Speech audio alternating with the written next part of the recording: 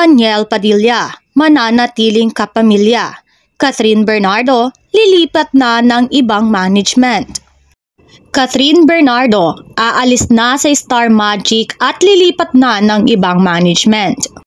Nagpadala ng press release na naglalaman ng mga na-achieve ng ilan sa artist ng Crown Artist Management na pinamumunuan nila Maja Salvador at Rambo Nunez.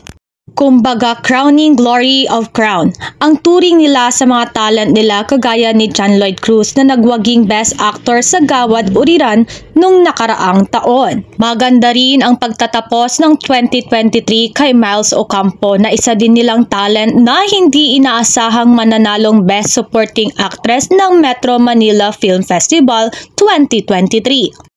Ilan lamang ito sa mga pinagmamalaking achievements ng A-lister talents ng Crown Artist Management.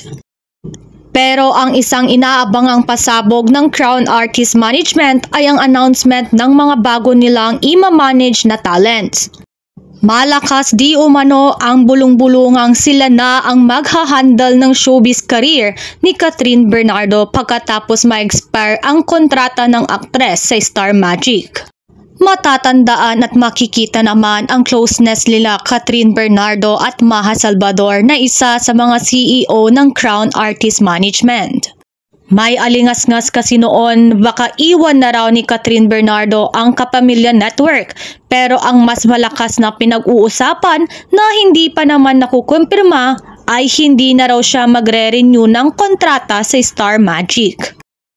Kasabay kasi nito ang isa pang balitang wala na raw sa Star Magic ang handler ni Catherine na si Miss Lulu Romero na siya rin naghahandle kina Piolo Pascual at Robbie Domingo. Pero wala pa itong kumpirmasyon at hindi pa ito naitatanong sa mga taga Crown Artist Management na alam naming hindi pa nila ito sasagutin. Sakaling sumailalim na si Catherine Bernardo sa Crown Artist Management, exciting kung gagawa rin siya ng project sa Kapuso Network just like John Lloyd Cruz. Samantala, Daniel Padilla, mananatiling kapamilya.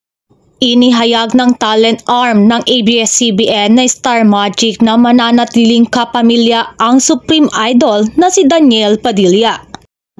Ayon sa pamunuan ng Star Magic, ikinakasa nila ang isang bigating contract signing para sa aktor sa susunod na buwan.